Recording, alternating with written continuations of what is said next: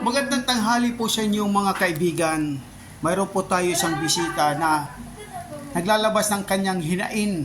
Pero ang kanyang hinain, hindi ito about do sa mga tao na nakaka-relate sa kanya. Ito, ano lang, kukunan lang natin siya ng magandang aral na para mayroon po tayong natututunan. Ito na siya. O ano masasabi mo doon sa mga bata na nag-aaral, na nag-aasawa ng maaga? Sabi ko, yung mga kabataan ngayon, mag-aral muna kayong maigi para makamit nyo lahat ng pangarap nyo, para sa sarili nyo, sa pamilya nyo. Huwag mo na mag-aasawa ng maaga para walang mga bata na nadadamay. Tama ba? Iyon.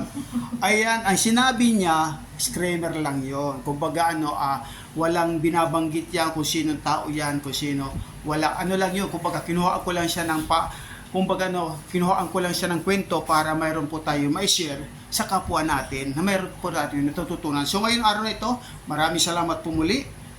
Bye-bye. Follow nyo, share nyo. Huwag kalimutan, Big Samar.